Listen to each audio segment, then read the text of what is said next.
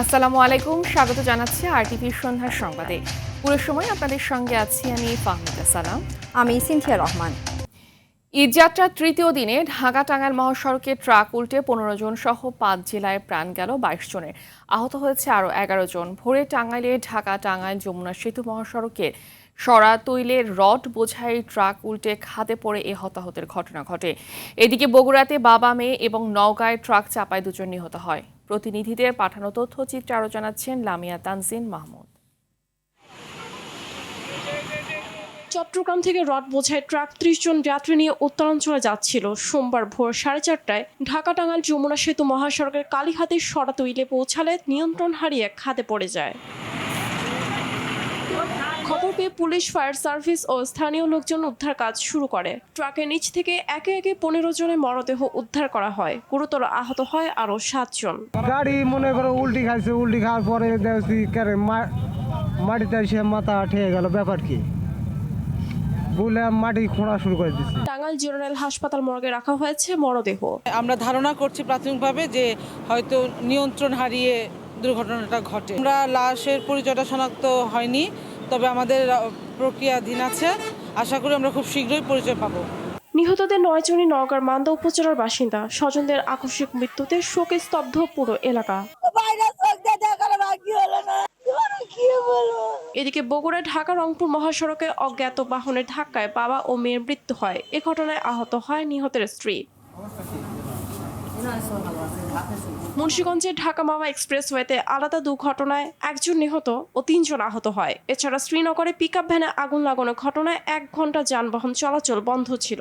মানিকগঞ্জে ঢাকা আরিচা মহাসড়কের মূলযানে যাত্রীবাহী বাস ও তরল গ্যাসবাহী ট্রাকের মুখোমুখি সংঘর্ষে বাসে অগ্নিকাণ্ডের ঘটনা ঘটেছে।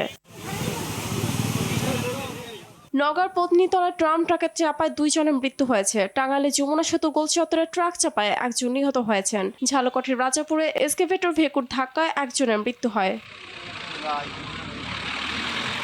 লামিয়া তানজিন মাহমুদ, আরটিভি। ঈদুল আজহাকে সামনে রেখে রাজধানী ছাড়ছে মানুষ, তাই বাস, ট্রেন ও লঞ্চে ছিল যাত্রীদের চাপ। তৃতীয় দিনের মতো সোমবার সকাল থেকে বিভিন্ন রুটে ছেড়ে যাচ্ছে ট্রেন, তবে আজও শিডিউল বিপর্যয় থাকায় যাত্রীরা পড়েছে বিড়ম্বনায়। এদিকে বাসের বাড়তি ভাড়াসহ নানা অভিযোগ করছেন যাত্রীরা। আরও জানাচ্ছেন বিপুল দেব রায়। দুয়ারে কড়া নাড়ছে ঈদুল আজহা, তাই তো প্রিয়জনদের সাথে ঈদ উদযাপন করতে ঢাকা ছাড়ছেন মানুষ। সকাল থেকে কমলাপুর রেলওয়ে স্টেশন থেকে একে একে ছেড়ে যাচ্ছে বিভিন্ন রুটের ট্রেন, তবে আজও রংপুর এক্সপ্রেস ট্রেনের শিডিউল বিপর্যয়ে ভোগান্তিতে পড়ে যাত্রীরা। সরকারের একটা উদ্যোগ করা উচিত ছিল যে রেলের লাইনটা ডাবল করা উচিত ছিল।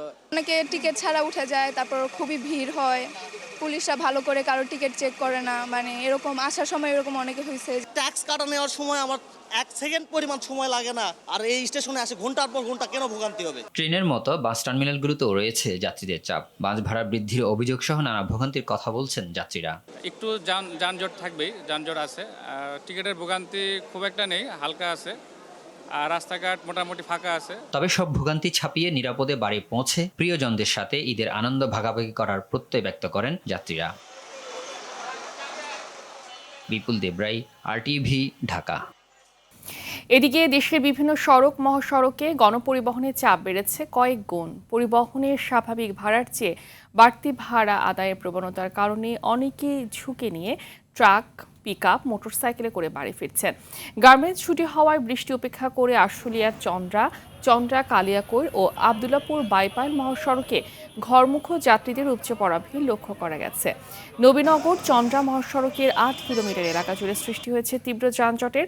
যাত্রীর চাপ বেড়েছে ঢাকা মাওয়া এক্সপ্রেসওয়েতে, তবে অতিরিক্ত ভাড়া আদায় ও পরিবহন সংকটের অভিযোগ করেছেন যাত্রীরা। এদিকে ঈদযাত্রা নির্বিঘ্ন করতে গুরুত্বপূর্ণ পয়েন্টে অতিরিক্ত পুলিশ মোতায়েন করা হয়েছে বলে জানিয়েছেন ঢাকা জেলা পুলিশ সুপার শামীমা পারভিন। গাড়ি টুকটাক পাচ্ছি, এখন এভেলেবেল পাচ্ছি না আর কি। আমাদের 600 টাকা চাইছে, আমি তাও দেই নাই। পালাসবাড়ি এখন চা দিছে 1000, 1 টাকা কম নাই। এবার হয়তোবা ভাড়াটা একটু বেশি হচ্ছে, আমাদের কাছে বেশি মনে হচ্ছে ভাড়াটা। 21 মে থেকে আমরা কিন্তু এক্সট্রা আমাদের জনবল নিয়োগ করেছি বিভিন্ন পয়েন্টে, বিশেষ করে যেই পয়েন্টগুলোতে জ্যামজট হতে পারে, যেখানে যেখানে আমাদের হাটগুলো আছে, ওই সব জায়গাতে কিন্তু আমরা এক্সট্রা আমাদের জনবল নিয়োগ করেছি যাতে করে জনগণের এই ভোগান্তিগুলা না হয়। ঈদযাত্রায় ঘরমুখ মানুষের বাড়ি ফেরার আরও খবর জানাতে গাজীপুরের কালিয়াকৈর থেকে সরাসরি যোগ দিচ্ছেন সহকর্মী কামাল হোসেন বিপ্লব। সরকারি ছুটির পাশাপাশি পোশাক কারখানা ছুটি হয় যানবাহনের চাপ বেড়েছে কিনা, যাত্রীরা ভাড়া সহ অন্য কোনো ভোগান্তির অভিযোগ করেছেন কিনা জানাবেন। জি ফাহমিদা, জানেন যে আর মাত্র ঈদুল আজহার 2 দিন সময় রয়েছে। এরই মধ্যে আজকে কিন্তু কালিয়াকৈর উপজেলার যে শিল্প কলকারখানা রয়েছে অধিকাংশ শিল্প কলকারখানা ছুটি হয়েছে, যার ফলে দুপুরের পর থেকে চন্দ্রা ত্রিমুর এলাকায় দীর্ঘ গাড়ির লাইন রয়েছে, এছাড়া যাত্রীর ব্যাপক চাপ রয়েছে। তবে আমি যাত্রীদের সাথে কথা বলেছি, তারা যেমনটি জানিয়েছেন যে গণপরিবহনের ভাড়া বেশি নেওয়া হচ্ছে, যার ফলে তারা কিন্তু পিকআপ এবং ট্রাক যুগে গন্তব্যস্থানে তাদের যাচ্ছেন। এদিকে ঠিক সন্ধ্যার আগ মুহূর্তে আপনার চন্দ্রা গাজীপুর এবং চন্দ্রা নবীনগরের দীর্ঘ লাইন রয়েছে এবং থেমে থেমে চলছে গণপরিবহন। এছাড়া আইন শৃঙ্খলা বাহিনী কিন্তু যাত্রী ঢল নামার কারণে কিন্তু হিমশিম খাচ্ছে, তারা এই দীর্ঘ লাইন যে পরিবহন রয়েছে সেগুলো নিয়ন্ত্রণ করার জন্য। এদিকে আমি আপনাকে বলি যে শিল্প কারখানার অর্ধেক শিল্প কারখানা কিন্তু ছুটি ঘোষণা করা হয়েছে। আগামীকাল কিন্তু পুরো শিল্প কারখানা যা আছে সবগুলোই কিন্তু ছুটি ঘোষণা করা হবে, যার ফলে আগামীকাল আরো এই চন্দ্রা এলাকায় মানুষের ঢল নামবে বলে আইন শৃঙ্খলা বাহিনী জানিয়েছেন। জি সিনথিয়া, এই ছিল চন্দ্রা ঢাকা টাঙ্গাইল মহাসড়কের সর্বশেষ খবর।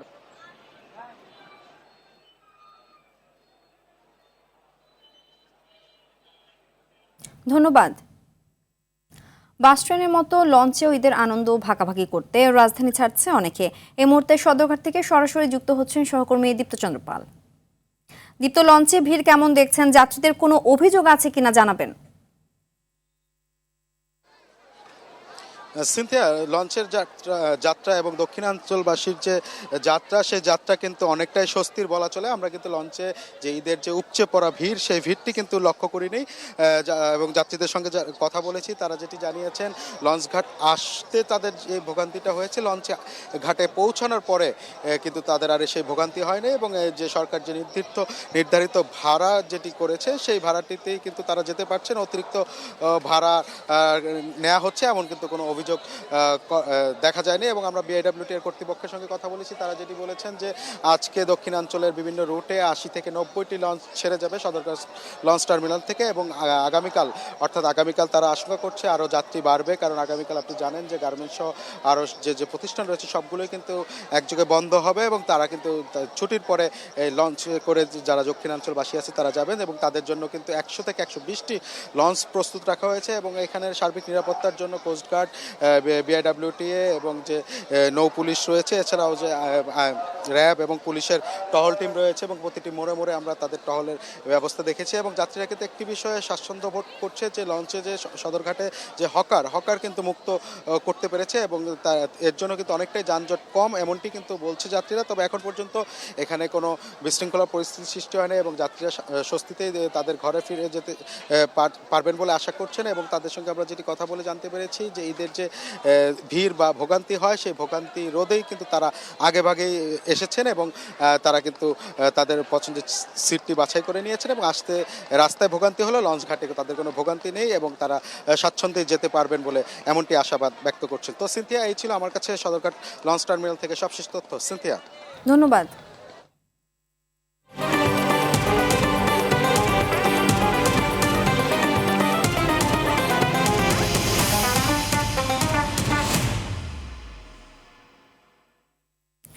এবার ডেটল কোরবানির হাট প্রসঙ্গ।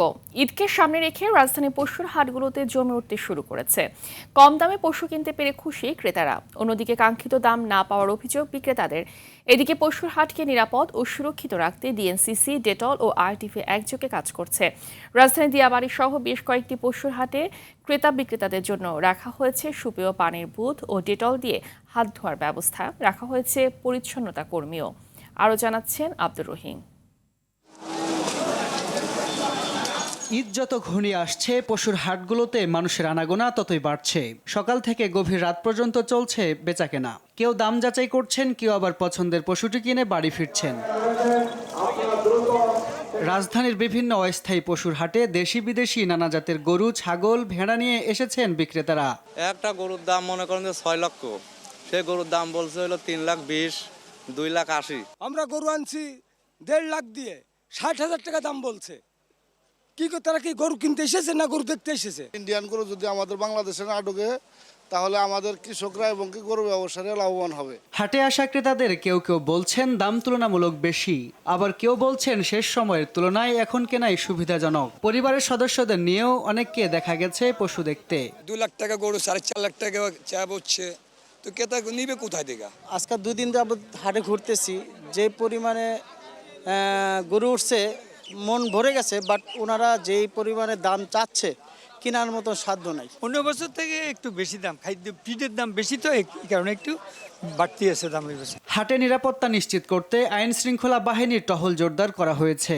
পাশাপাশি জাল টাকা শনাক্তে বসানো হয়েছে বিশেষ বুথ। এছাড়াও নিরাপদ হাট ব্যবস্থাপনার জন্য ক্রেতা বিক্রেতাদের জন্য ডেটল রেখেছে সুরক্ষিত কুরবানির হাট। খুব স্বাভাবিক একটা প্রবৃত্তি দেখেন আমাদের।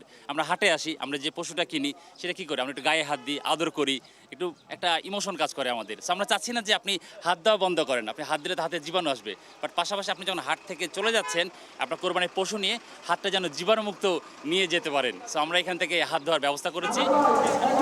আব্দুর রহিম, RTV, ঢাকা। দর্শক, এই মুহূর্তে রাজধানীর আফতাবনগর পশুহাট থেকে যুক্ত হচ্ছেন সহকর্মী রনি মজুমদার। রনি, হাটে এই মুহূর্তে ভিড় কেমন দেখছেন এবং পশুর দাম নিয়ে ক্রেতা বিক্রেতাদের মধ্যে কোনো অসন্তোষ বা অভিযোগ আছে কিনা আমাদেরকে জানাবেন। জি, ধন্যবাদ আপনাকে। আমি এই মুহূর্তে দাঁড়িয়ে আছি রাজধানীর আফতাবনগর যে পশুর হাট, সে কোরবানির পশুর হাটে। আমি সকাল থেকে এখানে দেখেছি ক্রেতা এবং বিক্রেতাদের উপচে পড়া একটি ভিড় এখানে লক্ষ্য করা যাচ্ছে এবং এই হাট জুড়ে দেশীয় বিভিন্ন জাতের গরু এখানে উঠেছে এবং ছোট বড় মাঝারি সব ধরনের গরু এখানে রয়েছেন। কিন্তু বিক্রেতারা যা বলছেন তা হচ্ছে গরু এবারে খাবার ও পরিবহন খরচ বেড়ে যাওয়ায় দাম কিছুটা বেশি। তবে ক্রেতাদের অভিযোগ দাম চাওয়া হচ্ছে সাধ্যের বাইরে। এরপরও দরদাম করে অনেকেই গরু কিনে বাড়ি ফিরছেন। হাটে আইন শৃঙ্খলা বাহিনীর তৎপরতা চোখে পড়েছে। নিরাপত্তার পাশাপাশি জাল টাকা শনাক্তে কাজ করছে ভ্রাম্যমাণ টিম। এছাড়া ক্রেতা বিক্রেতাদের সুবিধার্থে চিকিৎসা সেবাও, পশু চিকিৎসা সেবাও রয়েছে। সব মিলিয়ে ঈদ যতই ঘনিয়ে আসছে আফতাবনগর সহ রাজধানীর সব গরুর হাটগুলোতেই ক্রেতা বিক্রেতাদের ব্যস্ততা ততটাই বাড়ছে।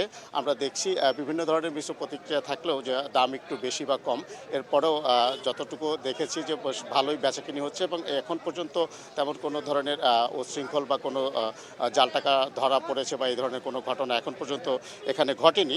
কিন্তু ক্রেতারা যা দেখছি ছোট বড় মাঝারি সাইজের সব ধরনের গরুই এই হাটে আছে এবং সকাল থেকে আমরা বিভিন্ন হাটগুলোতে, রাজধানীর হাটগুলোতে আমরা ঘুরেছি, সব জায়গাতেই দেখেছি যে গরুর দাম কিছু এটা একটু বেশি বলছে, কিন্তু ক্রেতা সমাগম একটু কম। যে সর্বশেষ আফতাবনগর থেকে এই ছিল আমার কাছে। ধন্যবাদ আপনাকে। দর্শক, কোরবানির পশুর আরো খবর জানতে আমরা এখন যুক্ত হব মানিকগঞ্জে রয়েছেন সহকর্মী আফ্রিদি আহমেদ। আফ্রিদি, হাটে ক্রেতা বিক্রেতাদের উপস্থিতি কেমন দেখছেন এবং ঠিক কোন ধরনের গরুর চাহিদা এই মুহূর্তে বেশি, দাম নিয়ে ক্রেতা বিক্রেতারাও কি বলছেন, বিস্তারিত জানাবেন। জি ফাহমিদা, ধন্যবাদ আপনাকে।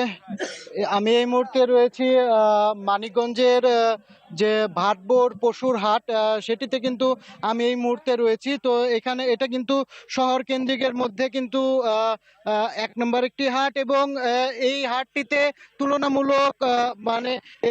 তুলনামূলক ক্রেতার সংখ্যা একটু বেশি থাকে। তো এবার কিন্তু মানিকগঞ্জে মোট 18টি ছোট বড় হাট বসেছে, এমনটাই কিন্তু জানিয়েছে আমাদের প্রাণী সম্পদ কর্তৃপক্ষ।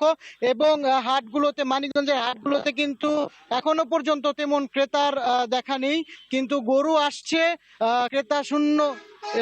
ক্রেতা শূন্যভাবে হাট কিন্তু যাচ্ছে। তো এভাবেই কিন্তু চলছে। কিন্তু আপনি যেটা বললেন আমাকে যে হাটগুলোতে কেমন গরুর চাহিদা, এখানে মাঝারি ধরনের গরুর চাহিদা, যা 2 থেকে 3 লক্ষ টাকায় কিন্তু বিক্রি হচ্ছে। আর আমি এই মুহূর্তে যে হাটটিতে রয়েছি, এটি থেকে গরু প্রতি 1500 টাকা হাসিল ধরা হয়েছে। তো এই ছিল মানিকগঞ্জ থেকে সর্বশেষ গরুর হাটের পরিস্থিতি। ধন্যবাদ আপনাকে।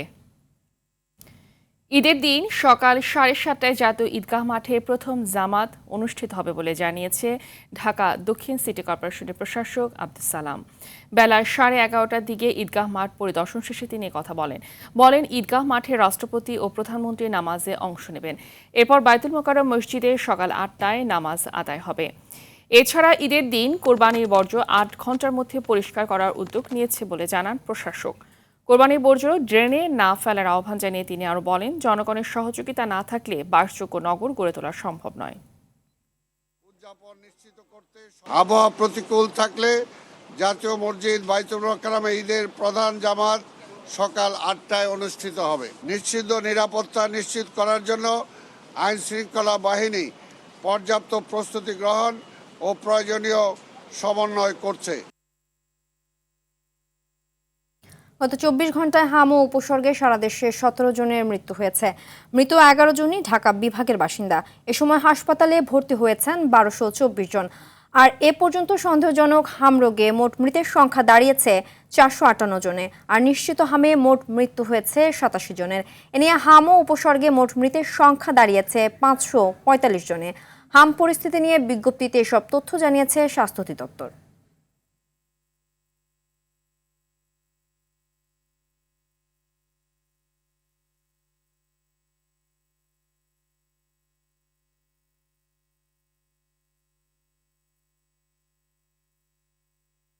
প্রতিশ্রুতি বাস্তবায়নে দ্রুত দৃশ্যমান কার্যকর ব্যবস্থা নিয়েছে সরকার এবং এর ফলে দেশের মানুষের জীবনমানে ইতিবাচক পরিবর্তনের সূচনা ঘটেছে। বিএনপি নেতৃত্বাধীন সরকারের 100 দিন পূর্তি উপলক্ষে প্রধানমন্ত্রীর কার্যালয়ে আয়োজিত সংবাদ সম্মেলনে এসব কথা বলেছেন প্রধানমন্ত্রীর উপদেষ্টা ও প্রধানমন্ত্রীর কার্যালয়ের মুখপাত্র মাহদি আমিন। তিনি আরও বলেন, সরকারের 100 দিনেই দেশের অর্থনৈতিক স্থিতিশীলতা ফিরতে শুরু করেছে। তবে সরকারের বাক স্বাধীনতা নিশ্চিতে সুযোগ নিয়ে নৈরাজ্য সৃষ্টির অপচেষ্টা চালাচ্ছে একটি গোষ্ঠী, যা গণ আকাঙ্ক্ষার সঙ্গে সাংঘর্ষিক। তাই আইনের শাসন প্রতিষ্ঠায় কঠোর অবস্থানে আছে সরকার। আরও জানাচ্ছেন শামীম চৌধুরী। শপথের পর থেকেই নির্বাচনী প্রতিশ্রুতি অনুযায়ী ফ্যামিলি কার্ড, কৃষক কার্ড, খাল খনন সহ সরকারের গৃহীত নানা পদক্ষেপ এখন অনেকটাই দৃশ্যমান। এমন অবস্থায় জনগণের কাছে জবাবদিহিমূলক সরকার ব্যবস্থা গঠনের লক্ষ্যে সরকারের 100 দিন পূর্তি উপলক্ষে সোমবার তেজগাঁওয়ে প্রধানমন্ত্রীর কার্যালয়ে সংবাদ সম্মেলনের আয়োজন করা হয়। সরকার যে কতটুকু বৃক্ষপ্রেমী বুঝবেন যখন আমাদের বৃক্ষরোপণ শুরু হবে। সংবাদ সম্মেলনে 100 দিনে সরকারের নানা অগ্রগতি তুলে ধরেন প্রধানমন্ত্রীর উপদেষ্টা মাহদি আমিন। বলেন, টেকনাফ থেকে তেঁতুলিয়া পর্যন্ত ইকোনমিক করিডোর, 16 ডিসেম্বরের মধ্যে বিমানবন্দরের 3rd টার্মিনাল চালু, বন্ধ কলকারখানা চালুতে 60,000 কোটি টাকার বিশেষ তহবিল গঠন সহ নানা পরিকল্পনা হাতে নিয়েছে সরকার। দেশের আকাশসীমা, ভূখণ্ড ও সমুদ্র সীমার সার্বিক সার্বভৌমত্ব রক্ষায় গণতান্ত্রিক সরকার দৃঢ়, আপোষহীন ও সাহসী অবস্থান গ্রহণ করেছে। অত্যাধুনিক গ্রাউন্ড মাস্টার 400 রাডার এখন ঢাকা 650 কিলোমিটার এবং বঙ্গোপসাগরে 833 কিলোমিটার পর্যন্ত আকাশ সীমায় অতন্দ্র প্রহরীর মতো দিনরাত নজরদারিতে রাখছে। সীমান্তে বিজিবির শক্ত ও সার্বভৌম অবস্থান সবার আগে বাংলাদেশ নীতিরই বাস্তব প্রতিফলন। মাহদি আমিন আরও বলেন, বাক স্বাধীনতা নিশ্চিতে কাজ করছে সরকার। তবে এই সুযোগে উদ্দেশ্য প্রণোদিতভাবে নৈরাজ্য সৃষ্টির লক্ষ্যে সরকারের বিরুদ্ধে অপপ্রচারে লিপ্ত একটি গোষ্ঠী, নজিরবিহীন স্বাধীনতার সুযোগ নিয়ে একটি গোষ্ঠী রাষ্ট্রের গুরুত্বপূর্ণ ব্যক্তিবর্গকে নিয়ে বিভ্রান্তিকর প্রচারণা, অশোভন আচরণ ও অশালীন কর্মকাণ্ডের মাধ্যমে সামাজিক অস্থিতিশীলতা তৈরির যে প্রয়াস চলছে, সেটি গণতন্ত্রের পরিবেশ ও রাষ্ট্রীয় শৃঙ্খলার জন্য ক্ষতিকর। বাক স্বাধীনতার নামে অপপ্রচার, বিদ্বেষ বা বিষেধগারের যে রাজনীতি একটি গোষ্ঠীর অপকৌশল হিসেবে চালিয়ে যাচ্ছে, সেই চর্চা গণ আকাঙ্ক্ষার সাথে, গণ অভ্যুত্থানে যে প্রত্যাশা, সেটির সাথে সাংঘর্ষিক। ফ্যাসিবাদ আমলে ধ্বংস হওয়া দেশের বিচার ব্যবস্থাকে ঠিক করার পাশাপাশি দেশের আইনশৃঙ্খলা পরিস্থিতি স্বাভাবিক করতে কাজ চলমান বলেও জানান প্রধানমন্ত্রীর কার্যালয়ের এই মুখপাত্র। জনজীবনে ফিরে এসেছে শান্তি ও শৃঙ্খলা। শামীম চৌধুরী, আরটিভি, ঢাকা। চাইলে বিদ্যমান আইনে 30 দিনের মধ্যে রামিসা হত্যাকাণ্ডের বিচার সম্ভব, তবে পুলিশের গাফলতি বিচার ধীরগতির প্রধান কারণ বলে মন্তব্য করেছেন বাংলাদেশ হিউম্যান রাইটস ফাউন্ডেশনের চেয়ারম্যান অ্যাডভোকেট এলিনা খান। আর সাজা বাস্তবায়নে দেরির ক্ষেত্রে সরকারি আইনজীবী ও উচ্চ আদালতের কালক্ষেপণকে দুষলেন জ্যেষ্ঠ আইনজীবী ফৌজিয়া করিম। জিয়া মাহমুদের রিপোর্ট। আমার মাসুম এই বাচ্চাটা কি অপরাধ করছে নির্মমভাবে। পল্লবীতে ধর্ষণ ও হত্যার শিকার শিশু রামিসার বাবার আর্তনাদ।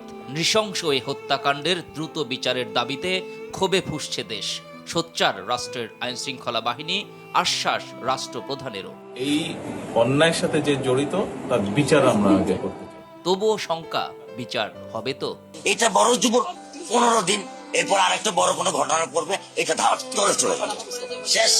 শঙ্কাটা মূলত অতীতের বিচারহীনতা ও বিচারে দীর্ঘসূত্রিতা থেকে। তথ্য বলছে গেল 16 মাসে সারা দেশে 580 জন শিশু ধর্ষণের শিকার হয়েছে। 1.5 যুগে 1.5 লক্ষাধিক ধর্ষণ মামলায় সর্বোচ্চ সাজা হয়েছে মাত্র 5 জনের। যদিও কঠোর আইন আছে, গ্রেপ্তারকৃত আসামিরা দোষ স্বীকারও করছে, তবুও বিচার দ্রুত করা যাচ্ছে না। কিন্তু কেন? ডিএনএ টেস্টিং হয়েছে কিনা, সিমেন্স ঠিক আছে কিনা, মেডিকেল পরীক্ষা ঠিক আছে কিনা, সাক্ষী আছে কিনা, এগুলো না হলে তো হবে না। আপনি এখানে শেষ কথা বলছেন, আসল কথা তো একদম সর্বোচ্চ বিচারালয়ে আপনার বিচার হবে।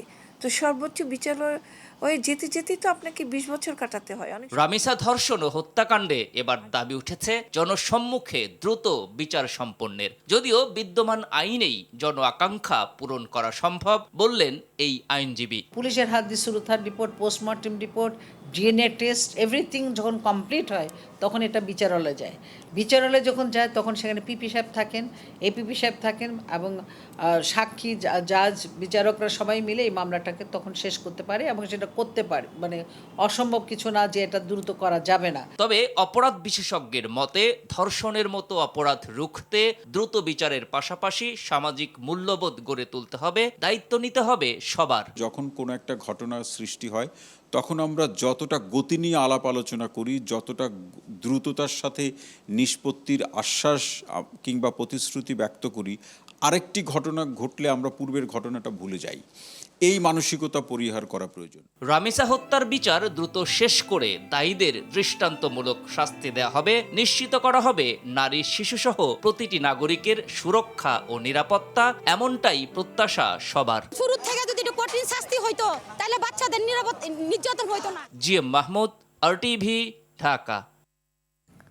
চট্টগ্রামের জঙ্গল সলিমপুরে র্যাব ও পুলিশের নবনির্মিত ক্যাম্পে সশস্ত্র হামলা চালিয়েছে ইয়াসিন গ্রুপের সন্ত্রাসীরা।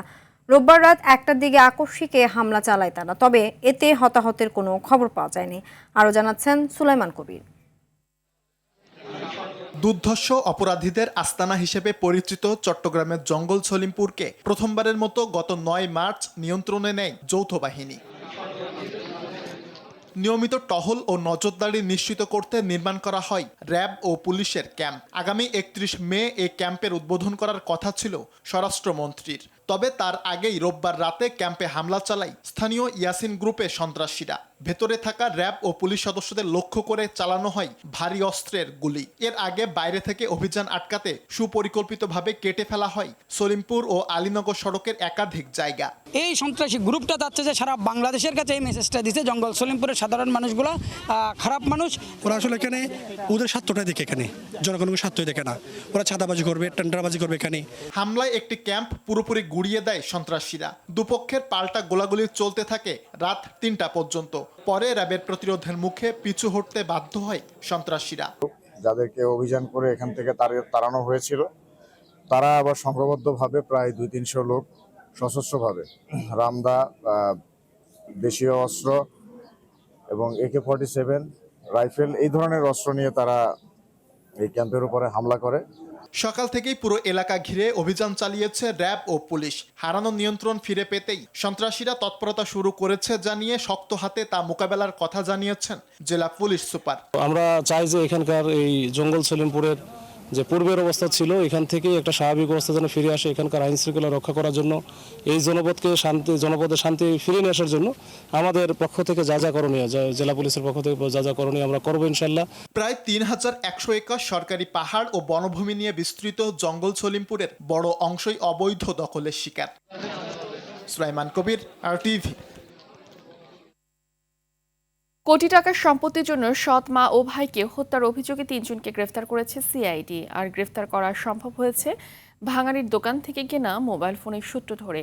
সিআইডির মিডিয়া বিভাগের বিশেষ পুলিশ সুপার জসিমউদ্দিন খান বিজ্ঞপ্তিতে এ তথ্য জানিয়েছেন। এতে বলা হয়, ভিকটিম কমলা খাতুন ও তার ছেলে নিখোঁজের ঘটনায় মামলায় জিয়াউর রহমান ওরফে সাগর, সাইফুল ইসলাম ওরফে রাজন ওরফে রাজু এবং সহযোগী অভিযুক্ত আশিকুর রহমান টিপুকে গ্রেফতার করে সিআইডি। গ্রেফতারকৃতরা সম্পত্তির জন্য ঘুমের ওষুধ খাইয়ে অচেতন করে হত্যার পর মা ছেলের মরদেহ পুকুরে পুঁতে রাখার কথা স্বীকার করে। সেখান থেকে মরদেহ তুলে আইনি প্রক্রিয়া সম্পন্ন করে সিআইডি।